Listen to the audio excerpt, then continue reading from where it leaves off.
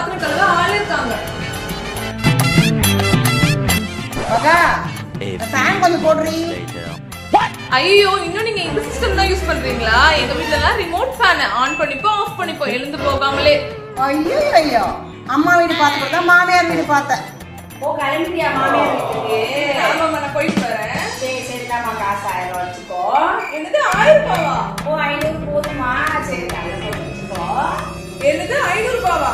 எங்க நாத்தனார்லாம் 5 நிமிஷம் வீட்டுக்கு வந்துட்டு போனாலே அவங்களுக்கு கோல்டு காயின் மோதிரம் அப்படின்னு தான் கொடுப்பாங்களே. அப்படியா? சரி சரி, இது வரேன். கோல்டு காயின் கேட்டல்லம்மா. கிளம்பு.